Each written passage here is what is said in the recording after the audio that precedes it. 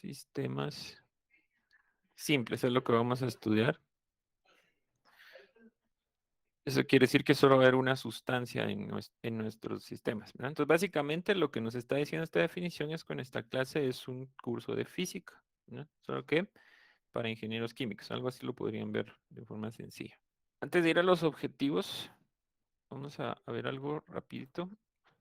Eh, Como ciencia, digamos, la fisicoquímica en general, es una ciencia como transversal que nace de cierta combinación y la podemos localizar como parte de la física, ¿sí? Pero algunos la colocan como parte de la química, no se ponen muy de acuerdo. Nuestra bibliografía principal, que ahorita les voy a decir cuál es, nos dice que la fisicoquímica se puede dividir en 4 áreas, ¿no?, que aparecen en otras partes de las ciencias naturales. Y esto va a estar relacionado con la ingeniería química. Bueno, entonces ahorita vamos a ver por qué es necesario que estudiemos esta ciencia. Aquí sacamos conceptos esenciales, ¿no? Procesos y optimizar. Básicamente esta es la razón por la que tenemos que estudiar diferentes fenómenos de donde nosotros extraemos los procesos. Los procesos industriales que ustedes van a tratar de comenzar a aprender, ¿verdad? Que es algo que con los años se aprende. Podríamos decir que todos están inspirados en la naturaleza. Por eso es necesario que uno, dentro de lo que estudia, estudie las ciencias naturales, ¿verdad? Por eso estudian química, ¿verdad? Porque esos procesos que ustedes van a optimizar, todos tienen una conexión con un fenómeno natural, o sea, básicamente. Y ya hay estudios de esos, ¿verdad? Bueno, entonces la físico-química se divide en 4 áreas, según nuestra bibliografía principal. O sea, hay diferentes formas de dividirla. La primera parte es lo que llamamos termodinámica, que es la que más vamos a estudiar, casi todo el contenido sobre eso. La otra área es la cinética. Esta palabra pues ya da una pista ahí más o menos, tiene relación con lo que ustedes estudiaron en física básica, como la cinemática. Por ahí vamos a ver cómo se relaciona eso. La siguiente área es la mecánica estadística.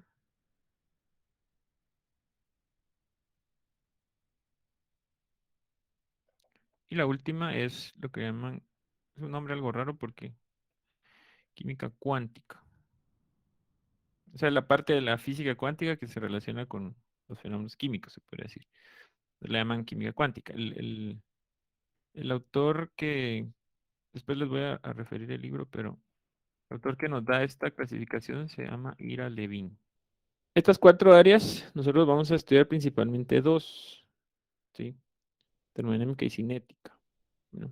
¿Por qué? Porque estas dos estudian los fenómenos a nivel macroscópico, ¿sí? Grande, ¿verdad? Que no solo nos interesan los procesos a nivel industrial, ¿no? Entonces, esto estudia fenómenos a nivel macroscópico. En cambio, las otras dos son herramientas nada más que nos van a servir un poco, pero no las vamos a estudiar en sí tanto, ¿verdad? Solo tal vez más la mecánica estadística nos va a servir un poco para explicar cosas macroscópicas. Pero estas dos lo estudian todo a nivel microscópico. Entonces no está en el centro de nuestro estudio, pero sí nos va a servir. Un proceso para lograr eso que nuestros compañeros dijeron, optimizar, hay que estudiarlo desde 3 perspectivas, 3 puntos de vista. Vamos a hacer aquí un ojo. Entonces hay 3 puntos de vista que ustedes tienen que manejar para optimizar un proceso. Y básicamente son 3. El punto de vista energético, material, le podemos decir. O sea, cuánta energía y cuánta materia necesitamos, básicamente. Punto de vista cinético, o sea, el tiempo, cuánto tiempo va a abarcar, o sea, la relación con el tiempo, y el punto de vista económico, que es el último. La fisicoquímica abarca dos de estos dos.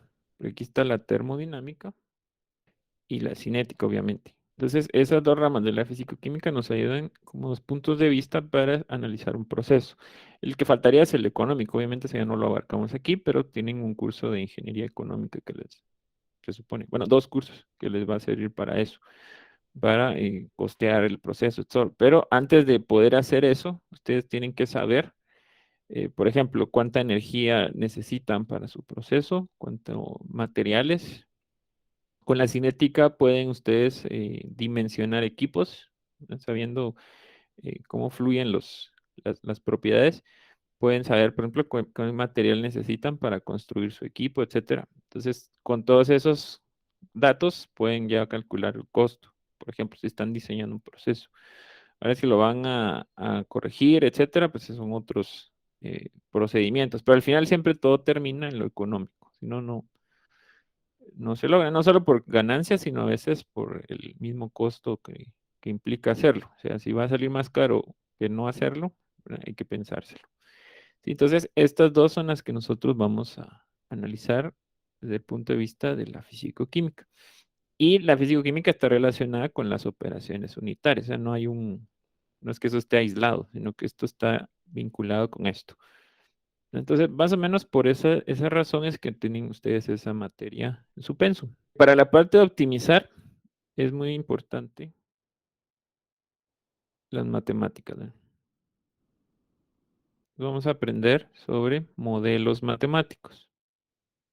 Los modelos matemáticos ayudan a optimizar diferentes variables, ¿sí? Vamos a estudiar eso más a profundidad en los próximos días.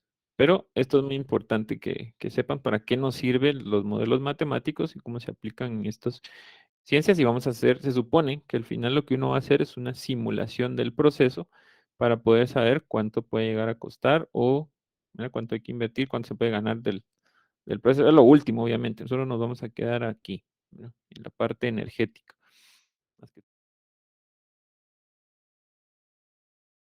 más que todo. Bueno, entonces vamos a ver los objetivos rápidamente. El objetivo general es comprender y manejar los conceptos fundamentales que rigen la termodinámica y cinética de los procesos físicos, sistemas químicos simples en el contexto de la ingeniería química. Más enfocado a eso. ¿Sí? Entonces, comprender y manejar. Eso es lo que esperamos que se pueda. Es un semestre es muy difícil, pero esa es la idea. No memorizar, ¿no? La memorización es algo incidental.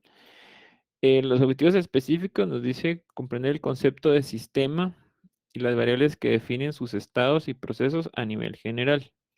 Es lo primero que vamos a estudiar, que es un sistema y el concepto de variable. ¿No? Cómo se enlaza lo material, lo físico con lo matemático. El objetivo 2 nos dice conocer diferentes funciones de estado. Aquí está el concepto de modelo matemático y cuantificar energéticamente procesos a nivel conceptual en sistemas cerrados. Vamos a trabajar todo en sistemas cerrados. Más adelante vamos a ver qué significa eso. El objetivo 3 es comprender y manejar las leyes de la termodinámica en sistemas cerrados, simples y todos los conceptos asociados a ellas bajo el contexto de la modelización matemática. Entonces, las famosas leyes de la termodinámica que son grandes modelos matemáticos, ¿no? Que tratan de predecir lo que ocurre en la naturaleza. Y el objetivo 4, utilizar los principios del equilibrio y cinética, más que todo equilibrio, para cuantificar diferentes procesos en diferentes fases, pues, sistemas simples fuera del equilibrio, operándolo a los fenómenos de transporte.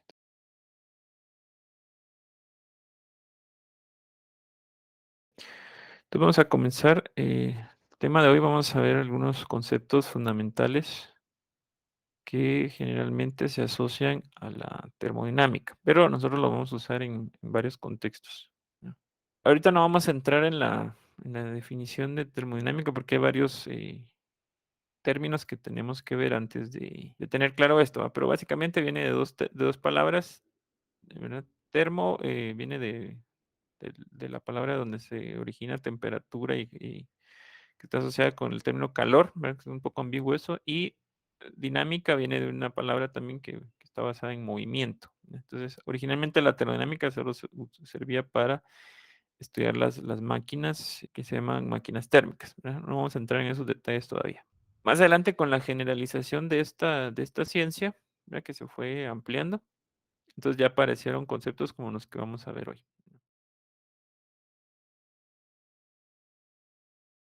El primer concepto que vamos a estudiar hoy, ¿no? Es el que está asociado con el sistema, ¿sí? Entonces, siempre que nosotros vamos a comenzar a estudiar algo, necesitamos definir o delimitar cuál es el objeto de estudio, ¿no?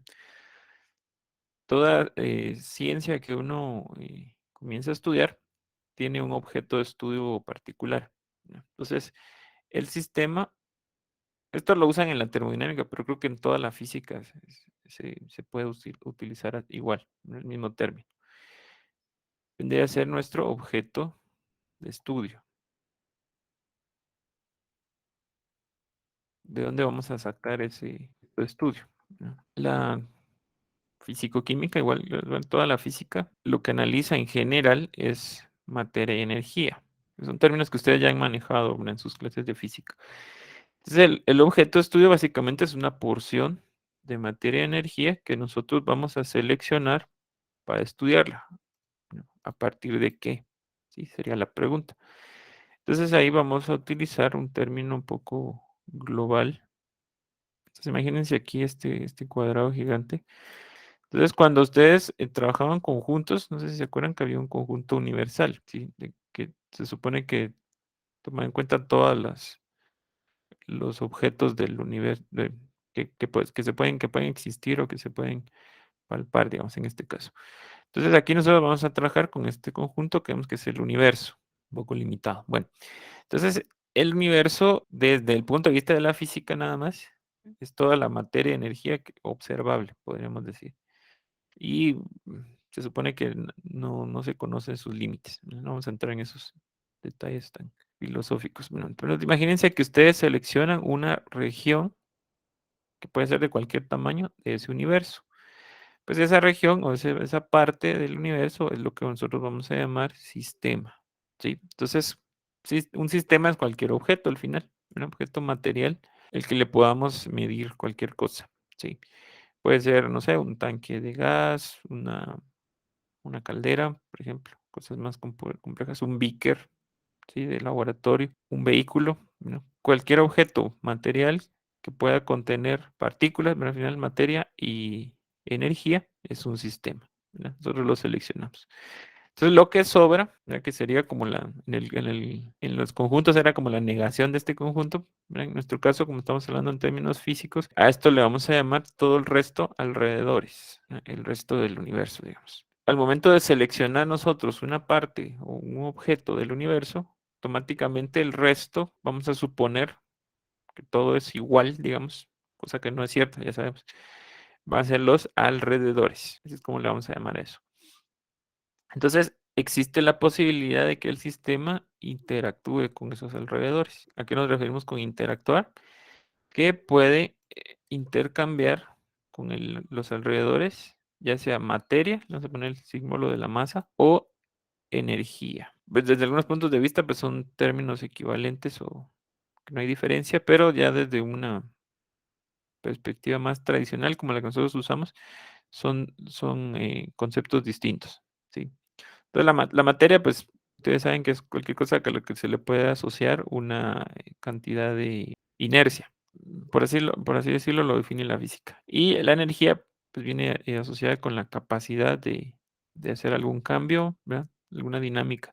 Más adelante vamos a definir mejor eso, ¿sí? Entonces, los sistemas pueden, ya sea que salga materia del sistema a los alrededores o entre materia de los alrededores al sistema. Y lo mismo con la energía.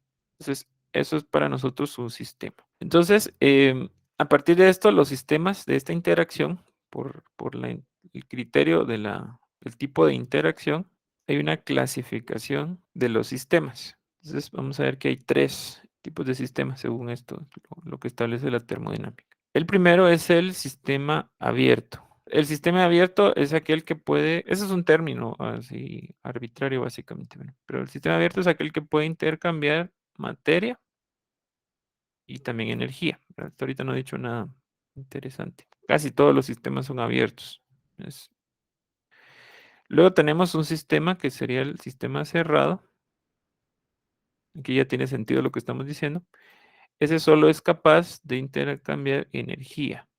O sea que su materia está, de cierta forma, aislada de los alrededores. Lo único que puede darle o recibir de los alrededores es energía. Sí, entonces aquí ya tiene más sentido. Y si el sistema, suponemos hipotéticamente que no puede intercambiar nada, le vamos a llamar sistema aislado, que está totalmente desconectado, por así decirlo, de sus alrededores. Por la interacción que puede tener el sistema con el resto del universo, se puede clasificar así. Entonces, si uno se pone a pensar ya en ejemplos de sistemas, casi todos los objetos son sistemas abiertos. Es muy raro que los sistemas cerrados sí hay, pero son pocos, son menos. Y sistemas aislados prácticamente no hay, son una idealización. Sí, sí lo ponemos así. Entonces, por ejemplo, sistemas abiertos, por ejemplo, un vaso, ¿sí? O un recipiente, cualquier recipiente que no esté bien cerrado, valga la redundancia, es un sistema abierto. Tenemos una planta, es un sistema abierto, puede intercambiar agua, aire. Cualquier ser que tiene que interactuar material y energéticamente con sus alrededores. Mira, el cuerpo humano es otro sistema abierto. Y así podemos mencionar otros ejemplos. ¿Sí? El sistema cerrado podríamos, todos los recipientes que nosotros los tenemos bien separados de sus alrededores. Entonces ya depende del material con que están hechas sus paredes, ¿sí? Podemos decir. Entonces ya sería un sistema cerrado, porque la cantidad de materia es constante ahí adentro. Ahora, para tener un sistema aislado, tendremos que tener un material que no permita el intercambio de energía, ¿sí? Generalmente la energía se manifiesta en varias formas. Una de esas es el calor. Más adelante lo vamos a ver. Ese es el tipo de energía que casi ningún sistema es capaz de mantener constante. O sea, perdón, de impedir su transferencia. Aunque sea poco, casi todos los sistemas son capaces de intercambiar calor. Por tecnicismos, los sistemas abiertos, estos los van a estudiar ustedes en el curso de IQ1, les había dicho, ¿no? Entonces, en algunas bibliografías a los sistemas abiertos les llaman volumen de control, porque lo que no es que por naturaleza sean así, sino por lo que para estudiarlos nosotros tomamos como constante su volumen, ¿sí?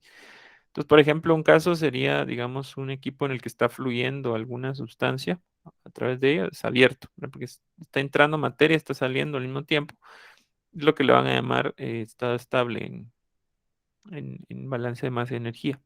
Entonces, en alguna bibliografía le llaman volumen de control. Entonces, ustedes eligen ese volumen y lo dejan fijo y sobre él estudian qué está pasando con la materia y la energía que está pasando, que está transitando a través de él, valga la redundancia ahí. En cambio, nosotros que vamos a estudiar son sistemas cerrados, ¿sí? Entonces ahí el volumen lo vamos a cambiar muchas veces, es posible que cambie. Entonces lo que nosotros vamos a dejar constantes es la masa. O sea, esto le vamos a llamar masa de control. El sistema aislado también básicamente es una masa de control, ¿no? Porque también ahí la masa permanece constante. Este lo vamos a usar solo para explicar algunos conceptos muy, muy extremos, porque como les digo, casi que es hipotético, ¿sí? Tener un sistema aislado es muy complicado. ¿Ya?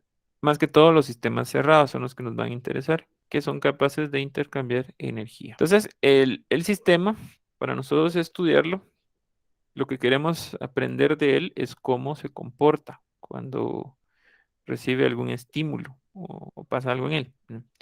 Entonces, lo que vamos a estudiar son lo que vamos a llamar procesos, son los cambios que ocurren en un sistema, ¿sí? Cuando el sistema recibe algún estímulo. Entonces, pero antes de llegar a eso, tenemos nosotros que caracterizar el sistema en cada instante de su existencia, podemos decir.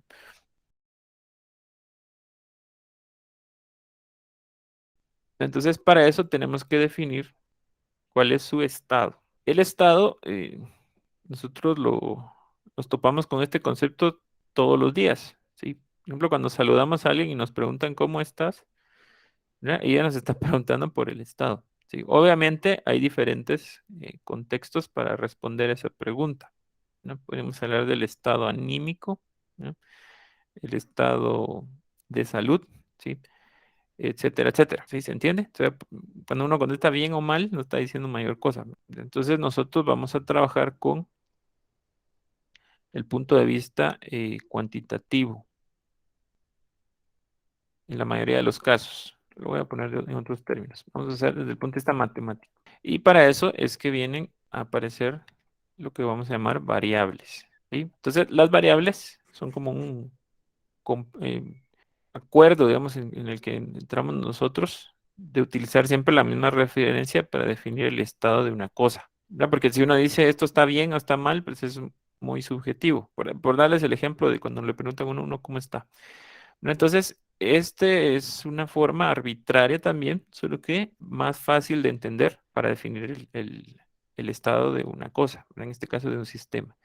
¿Sí? Entonces, las variables, o sea, que tienen la posibilidad de cambiar, ajá, por eso se llama variable. Muy bien. Entonces, eso es lo que nos viene a la mente, ¿verdad? Entonces, por ejemplo, un sistema, entonces, podemos definir su estado dándole valores a estas variables. Por ejemplo, su volumen. Bueno, pongamos varios casos. La longitud que tiene, ¿verdad? Un concepto más grande como el tamaño, ¿verdad? Su volumen.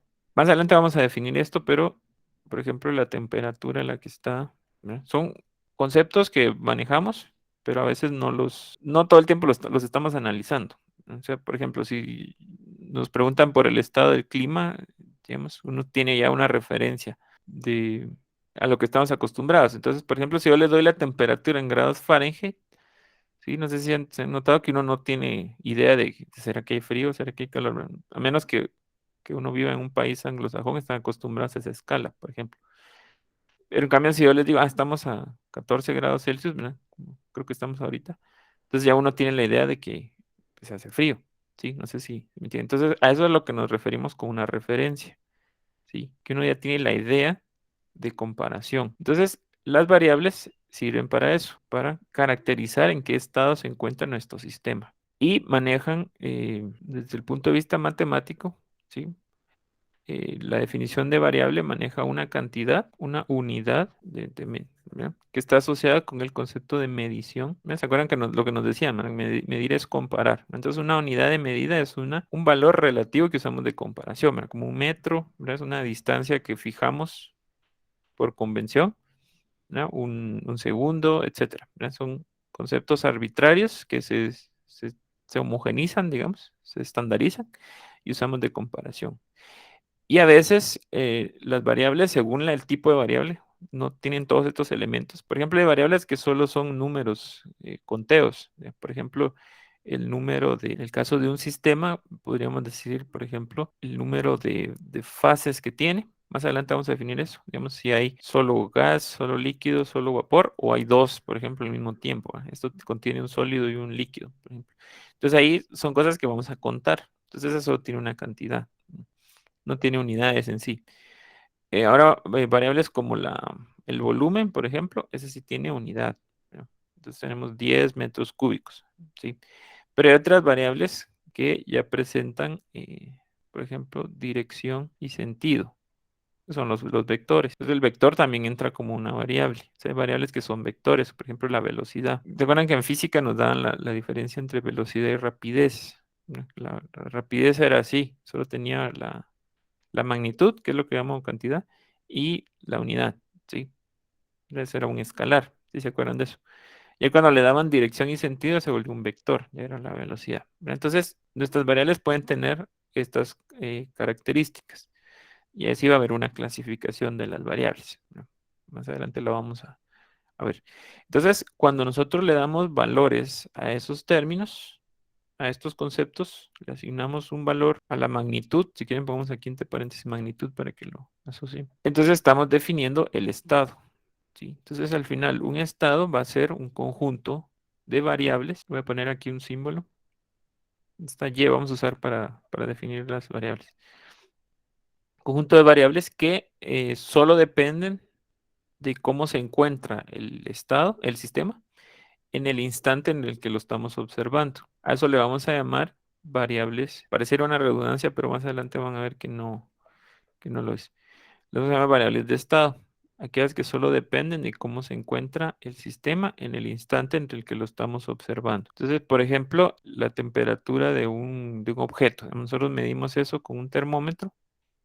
No importa si estuvo más frío antes, como llegó a la temperatura que está, o más cálido, ¿sí? Lo que nos interesa es cómo está en ese momento, nada más. Entonces, el valor de esa temperatura no depende de cómo estuvo antes el sistema, solo de cómo se encuentra en ese momento. En cambio, hay variables que dependen de esos estados anteriores, ¿sí? Más adelante vamos a ver ejemplos de esas variables, pero por ahora a esas les vamos a llamar variables de estado porque no importa cómo estuvo antes o cómo llegó al estado en el que se encuentra el sistema actualmente. Lo que nos interesa es cómo se encuentra en ese instante. Entonces voy a usar la letra Y. Esa Y representa cualquier de esas variables. Entonces las variables también tienen un símbolo. Es donde nos sirve en la matemática, por ejemplo, el álgebra. Sí, desde el álgebra pasando por todo lo que sigue después, de que se le asigne símbolos a los términos que son variables. Entonces, desde que nos introducen al álgebra,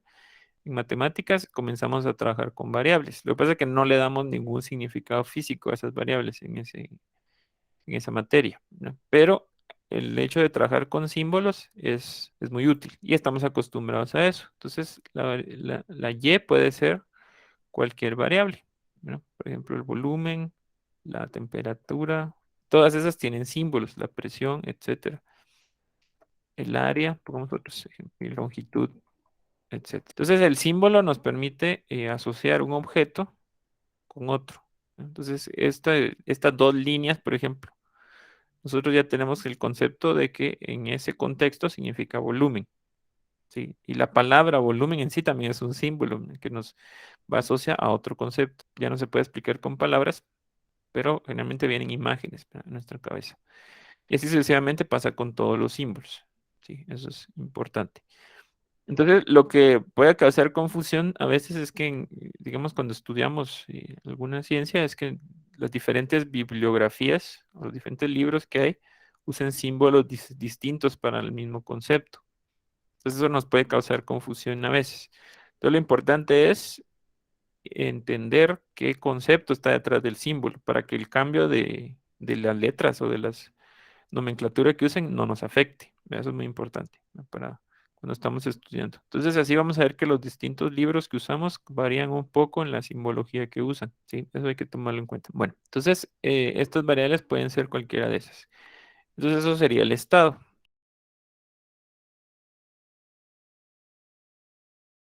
Entonces, por ejemplo, yo tengo un sistema acá que está a una temperatura de 50 grados Celsius, por ejemplo, pongamos así un caso, y ocupa un volumen de 200 centímetros cúbicos o mililitros, por ejemplo. Entonces aquí ya definí casi todo el estado, ¿sí? O parte del estado, ¿ya? Entonces, ¿cómo yo podría llegar a conocer otras variables? Entonces aquí viene algo interesante, que las variables pueden depender de otras. Nuestro compañero José Chay lo dijo, ¿sí?, que las variables podían depender de otros fenómenos, están relacionadas, ¿no? Correcto. Entonces, las variables pueden estar asociadas mediante lo que llamamos funciones de estado. Son relaciones que hay entre las variables de un sistema. Entonces, por ejemplo, en el caso, ustedes saben que los objetos cuando se calientan o se enfrían pueden cambiar su volumen, es lo que le llamamos dilatación térmica. Más adelante vamos a ver eso. Entonces, eso lo que nos está diciendo es que los cambios en variaciones que ocurran en la temperatura pueden causar variaciones en el volumen. No se sabe exactamente, o sea, con toda seguridad, si es la única causa que está al mismo tiempo, ¿verdad? Pero experimentalmente podemos decir que esa es la causa, ¿verdad?, que a veces es solo correlación la que hay entre dos eventos. Entonces yo puedo tener el mismo sistema, digamos, si vengo yo y lo enfrío, tal vez ahora a 20 grados Celsius, puede ser que cambie su volumen, sí, debido a ese enfriamiento. Entonces, esa relación que hay entre estas dos variables nos va a producir una función de estado que matemáticamente yo la puedo representar mediante una ecuación. ¿Se acuerdan de estos términos? ¿Ya? Puedo decir yo entonces que el volumen es una función de la temperatura. Cuando hago yo un cambio en la temperatura, provoco un cambio en el volumen, ¿sí? A eso le vamos a llamar función de estado y yo puedo encontrar una ecuación para esto de varias formas. Eso es importante, ¿no? Entonces, cuando ocurre un cambio de esta forma, a esto le vamos a llamar nosotros un proceso. Entonces, si ya tenemos claro que es un estado, que ¿no?, es el conjunto de esos valores que tiene un sistema en un instante fijo. El proceso simplemente es el cambio de estado, cuando el estado varía, hay una variación. Por eso se llaman variables estos términos, ¿sí? Muy bien. Entonces, en un proceso vamos a definir los cambios de variables con una resta, ¿sí? Entonces, esto es por convención. Se puede hacer de cualquier forma, pero nosotros lo vamos a hacer de una forma fija para no confundirnos.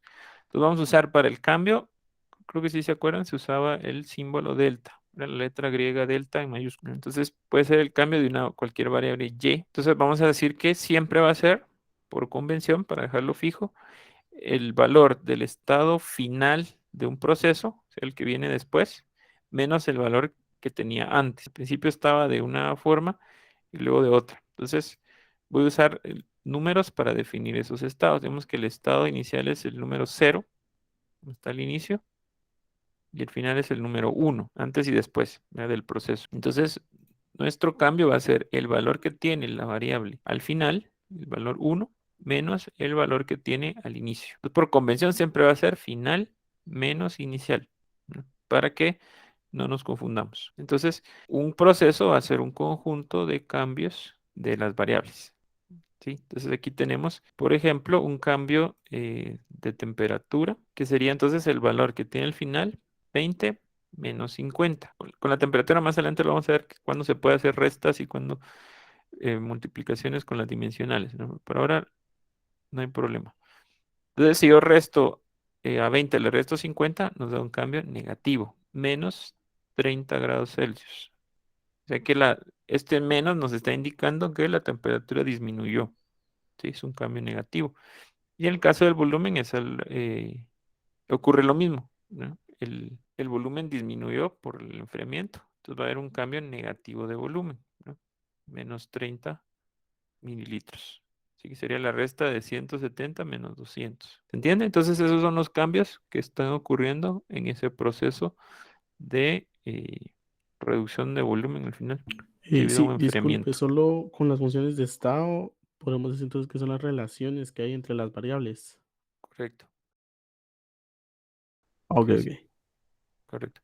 Que se pueden llegar a representar con ecuaciones. Entonces, más adelante vamos a ver eso, ¿verdad? Los modelos matemáticos que nos permiten predecir esto, porque aquí hay dos formas de encontrarlo. Yo podría hallar solo el cambio de volumen midiendo, teniéndolo experimentalmente, o tratar de predecirlo mediante un modelo matemático, ¿verdad? Eso es lo que vamos a llegar a hacer más adelante, pero en sí la función está como implícita en todo.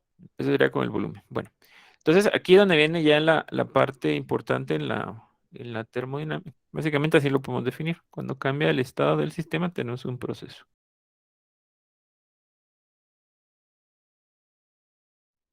Antes de seguir estudiando los procesos en profundidad, tenemos que ver dónde entra nuestra definición de termodinámica actualmente. Entonces, como les digo, la termodinámica originalmente esa palabra se definió por unas circunstancias del estudio de la materia que se estaba haciendo en ese momento. Hablamos del siglo XVIII, XIX. Pero actualmente su definición ha cambiado, ¿no? Se ha generalizado más y viene asociada con algo que se llama estado de equilibrio. Entonces, cuando hablamos de un punto de vista termodinámico, tenemos que asociarlo, a pesar de que su palabra dice dinámica de movimiento, pero tenemos que asociarlo con el estado de equilibrio. ¿Por qué? Porque este estado nos va a permitir que esas ecuaciones de estado o funciones de estado tengan sentido. Para eso es que sirve. Entonces, cuando nosotros pensamos en equilibrio, ¿qué nos viene a la mente? ¿Quién me puede decir alguna idea? Que hay un balance entre variables, hay un balance, imaginemos una reacción, hay una balanza entre reactivos y productos y llegan a un punto de equilibrio, en que ya Correcto. no hay más reactivos o ya no hay más productos. Muy bien. Ajá. ¿Alguien más tiene algo que agregar ahí? Que las propiedades son constantes. Ajá, correcto. Constante en el tiempo. Ya no hay un cambio después del equilibrio, de estado de Muy bien, equilibrio. correcto. No hay cambio. Ajá, eso es constante, es lo que decíamos. Muy bien. Eso sería respecto al tiempo. Y respecto al espacio, lo que decíamos del balance. Todo está balanceado. Como verlo como el balance de fuerzas, ¿verdad? Entonces, aquí haciendo una analogía, tenemos, por ejemplo, como una especie de sub y baja. Si nosotros logramos que esto ya no se mueva, digamos, podemos decir que las fuerzas están en equilibrio. Por ejemplo, es una forma de verlo. Y si yo no hago ningún cambio ahí, esto permanece constante en el tiempo.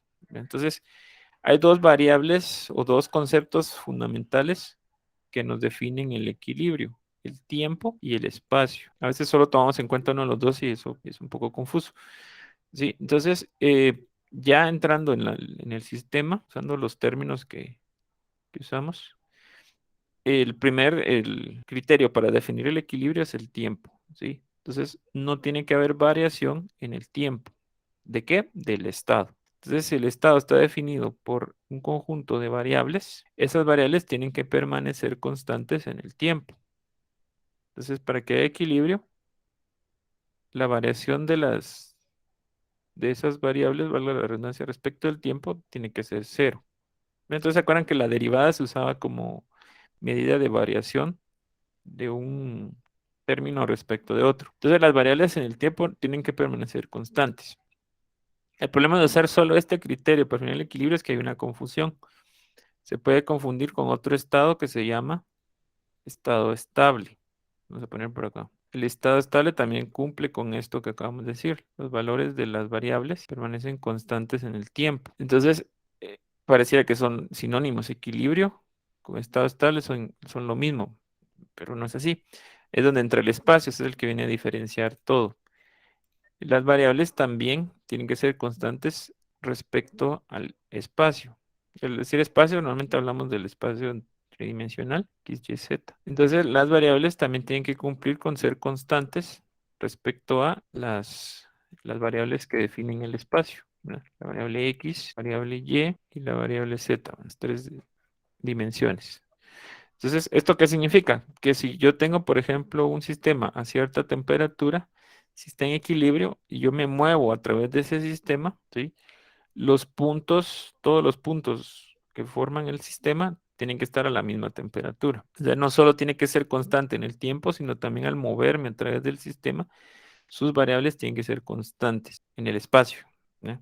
Entonces, si cumple esos dos requisitos, tenemos un equilibrio. El estado estable solo cumple el primero, el del tiempo, ¿sí? Si ustedes tienen un sistema y cuando se mueven de un punto a otro, digamos que pudieran medir eso, observan variación, aunque en el tiempo todo esté fijo, digamos, constante, no tienen un equilibrio, sino que eso es un estado estable, ¿sí?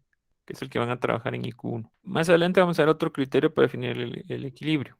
Ese es un poco más complejo, pero este es, digamos que es el más obvio. Entonces, digamos, el compañero ponía el ejemplo de la reacción química. Entonces, muchas veces la reacción química solo la vemos en el tiempo, ¿sí? Que la cantidad de las sustancias no cambia en el tiempo. Pero también un sistema reactivo puede cumplir con esto, aunque a nivel microscópico puede estar asociado a algo que se llamaba equilibrio dinámico, no sé si se acuerdan. Entonces ahí puede haber un poco de confusión con las reacciones, pero veámoslo a nivel macroscópico nada más. Entonces a nivel macroscópico permanece constante en el tiempo, digamos en este caso la composición del sistema y también debería permanecer constante en el espacio, por lo menos para los usos matemáticos que a nosotros nos interesan. ¿Sí? Entonces así podemos definir el equilibrio. ¿Por qué es importante el equilibrio en la termodinámica? Porque ahí podemos definir los procesos desde estados de equilibrio, lo que llaman en algunos libros procesos termodinámicos, les llaman. Los termodinámicos siempre comienzan desde un equilibrio, desde un estado de equilibrio a otro estado de equilibrio. ¿Por qué lo tenemos que hacer así? Por las mismas funciones de estado, ¿no? Entonces, las ecuaciones con las que vamos a relacionar las variables en cada estado, vamos a ponerlo en general así una y en función de otras variables, una y a en función de y sub b. Estas ecuaciones solo definen en la termodinámica estados de equilibrio, entonces no se pueden usar para otros estados fuera del equilibrio, eso es lo que pasa. Entonces yo quiero predecir, por ejemplo, a partir de una temperatura, el volumen de un sistema. Si yo voy a usar una ecuación, un modelo termodinámico, tengo que estar seguro de que el sistema está por lo menos cerca del equilibrio. Entonces, cuando me prediga el valor del volumen en la ecuación, el que me va a dar es el que tiene si el sistema alcanza el equilibrio. Eso es importante. Por eso es que necesitamos para la termodinámica definir este estado correctamente. Entonces, esos son los dos estados siempre de un proceso, van a ser equilibrios para que el proceso lo podamos estudiar desde el punto de vista termodinámico. Eso es importante. Ahora, digamos en los procesos, los sistemas abiertos, el estado estacionario también se puede estudiar por el parecido que tiene con el equilibrio, ¿sí? Pero ya estamos haciendo suposiciones para usar modelos termodinámicos con estados estables. Eso es lo que va a ver más adelante. Pero esa es la razón por la que estamos definir el equilibrio. Sí, que yo disculpe. Cuando nosotros decimos que sería la derivada de y, sería la derivada de las variables. Sí, Esta Con Y res- mayúscula es Ah, ok. todas las variables. Ajá, sí. El estable solo sería con respecto al tiempo y la del equilibrio tendría que incluir todas. Exacto. Ok. Los dos criterios. Así es. Sí, por ejemplo, en un estado estable, yo podría tener este sistema con valores distintos. Por ejemplo, podría decir que cada eh, fragmento de aquí tiene un valor diferente de sus variables de estado, pero en el tiempo permanece constante. Entonces eso es un estado estable. En cambio, si todos los valores de todos los puntos del sistema en el espacio que ocupa son iguales, eso es fijo un equilibrio, ¿no? Definitivamente es un equilibrio, ¿no? Esa es la diferencia. Lo vamos a seguir viendo esto más adelante, ¿no? No lo vamos a dejar solo así, ¿no? Entonces, esto es importante para después llegar a entender las ecuaciones que vamos a usar en cada estado, porque son así. Y vamos a ver que hay dos respecto a esto. Aparte de los estados inicial y final, el proceso tiene estados intermedios. O sea, el sistema no aparece mágicamente en el estado final, sino que tiene que pasar a través del tiempo por distintos estados, si lo vemos desde el punto de vista real, antes de llegar al que tiene originalmente. Y esto uno lo ve, por ejemplo, en una variable, por ejemplo, la variable posición. ¿Se acuerdan cuando en física veían el vector posición? Que una partícula estaba en una posición inicial y pasaba a otra, ¿no? Tenía un vector posición, pero en el intermedio tenía que pasar por ciertos puntos, no se puede teletransportar. Entonces, todos esos puntos intermedios por los que pasaba la partícula que ustedes están estudiando, antes de llegar al final, se le llamaba trayectoria, pero que era desde el punto de vista espacial, ¿sí? Entonces, todos estos estados intermedios también les vamos a llamar trayectoria, pero es una forma más general de definirlo, ¿sí? La trayectoria del sistema. Entonces, en el tipo de trayectoria que tenga un proceso, va a tener también una clasificación que vamos a ver el próximo día. Entonces, por hoy lo vamos a dejar ahí. ¿Alguna pregunta para terminar?